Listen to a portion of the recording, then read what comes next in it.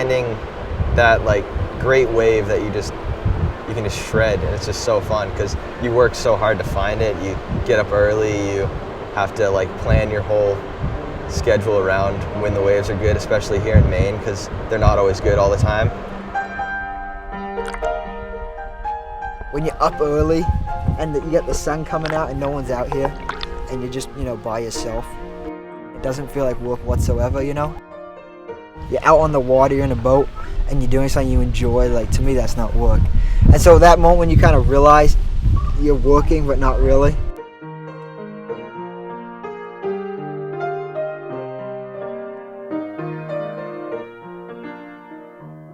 I have been dancing since I could walk, basically. I started with the Mommy and Me dance classes, and since then I haven't stopped doing ballet. I feel really free when I do that, when I dance. It's always nice to do something that I really truly love.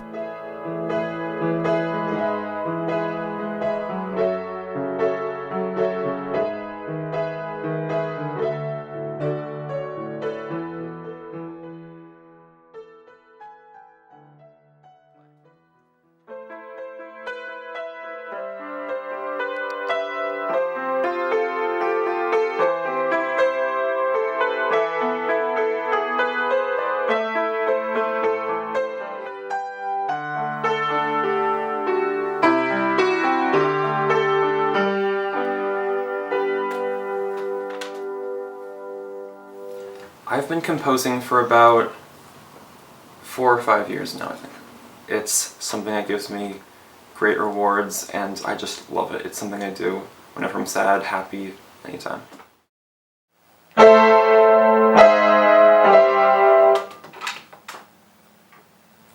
I guess usually when I'm proud of a piece, it carries over to the audience and they like it too, but there are definitely times when I write something and I just hate it completely and someone else is like, oh, that's perfect for the play or something else.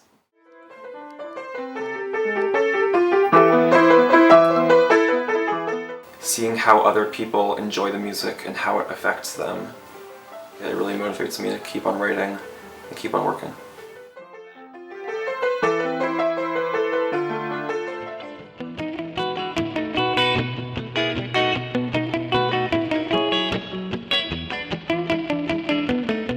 Seeing how happy they are makes for a really rewarding experience when you're teaching, because most kids have never surfed before and they try it and they just love it, especially when they catch like their first wave and they just want to keep going, they just want another one, and they never want to leave camp. When it gets to Friday, it's like they just had so much fun, and it's really rewarding for me to see that.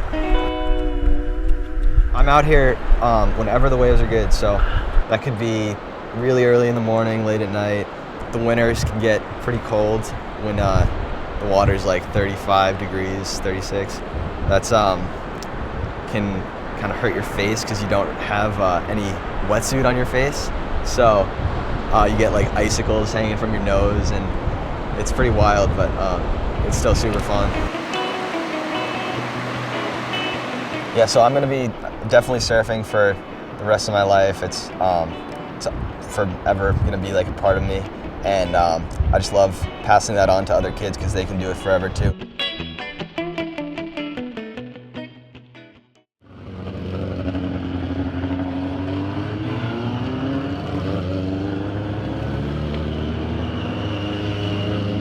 I started racing when I was 8 years old.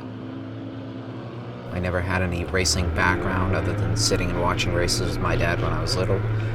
But when I got the opportunity, I jumped on that and I immediately adapted to it and loved it. It was just my own interests when I was little. I was always into cars. They always fascinated me. And when I got the opportunity to go racing when I was 8, I just jumped on it and couldn't wait to continue.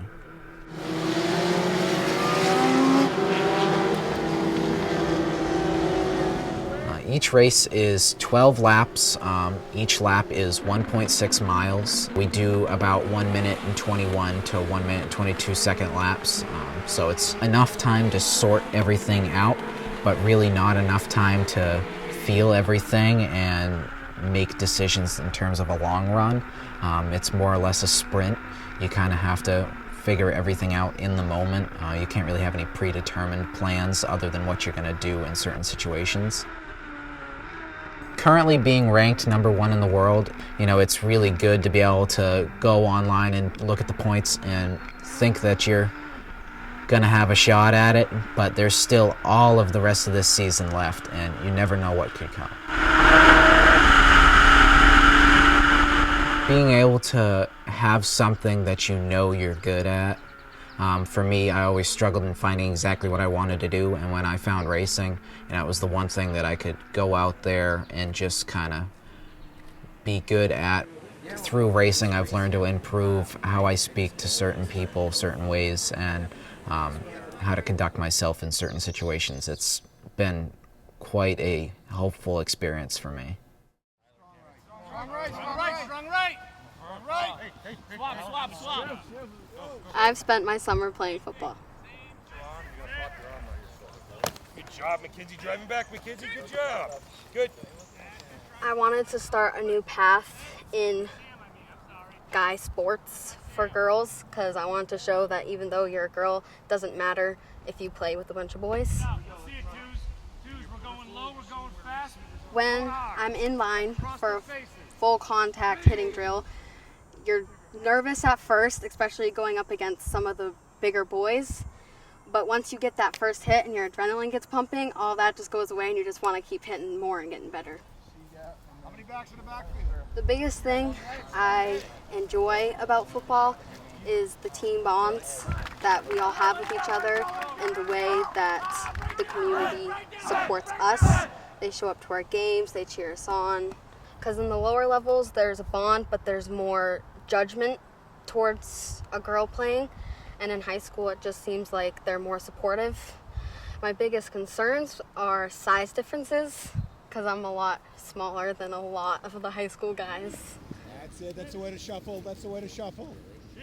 That's the way to I shuffle. feel like if I don't work hard, then I'm going to let my team down. That's it. And Nice especially job. That's being it. the first year on a That's high it. school team, I don't want to let them down. But I usually push myself by thinking I need to work harder than my opponents in order to win and get to that state championship. The faculty is really encouraging the kids to try multiple opportunities to broaden their horizons. Maybe we do need to have students that are competent in a lot of different things, and those are valuable life skills, to be able to do different things, to be able to try new things, to be able to try something and not do well at it and not worry about it. I think the wonderful thing about Yarmouth nowadays is that you have 317 Main, you have Firehouse Arts, you have a lot more organizations in town that reinforce those activities that kids want to do. So there's a whole range of things that are being supported. So one example that I'm familiar with is the Yarmouth Alumni Association. That's a group that provides grants to students who have projects in town or at the school that they want to do, and the Alumni Association funds them. And there are all kinds of projects that happen. I think the way to make a community really strong is that it comes from the top down and the bottom up, because it comes from the teachers and the coaches who want to instill a great team, and they also want to teach the kids how to be part of the communities. And what we see time and time again when they go out and try to get hired is that they're valued because they can figure things out quickly, and they don't get flustered when something new happens. And I think that a multiplicity of activities and interests in high school is the first step towards that.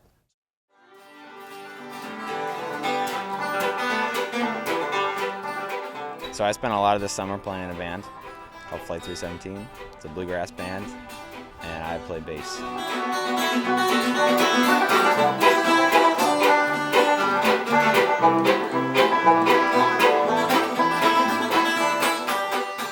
I would never have known any of the people in my band outside of there. And you get to know them really well in a way that you don't get to know a lot of other people really well. When I'm able to really let loose and just enjoy what I'm doing, it's really fun.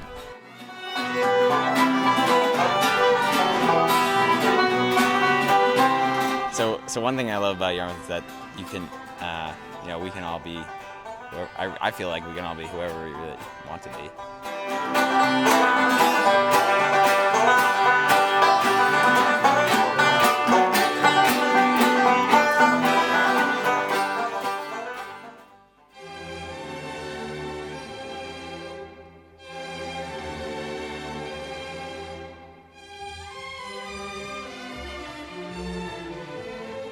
Yeah, I love being on stage, although getting on stage is really hard. Once I'm there, it's like I look around and I see my friends and I'm like, this is gonna be okay. And then I look at the audience and sometimes I can see my family and then I'm reassured that it's gonna be exciting. And then I look around at strangers and I can smile and it's really nice. I'm dancing Monday, Tuesday, Wednesday, Thursday, Friday, and with rehearsals and a ballet coming up, I'm going to be dancing on Saturdays too. And I dance over 20 hours a week. It's never like, oh, I finally reached my goal. It's like you're constantly working to get, as perfect as possible. We are kind of put into this choreography. You can make it your own and you can put your own attitude towards it. And I like that part of it. I've gained a lot of friends here at MSB because I think we connect in a way because we all love ballet. And at school, there's a lot of kids that do other things and there's not many ballet dancers at school. And it's hard to connect with people in a way where they're constantly talking about sports. I'm just like, ballet. So here I can really connect.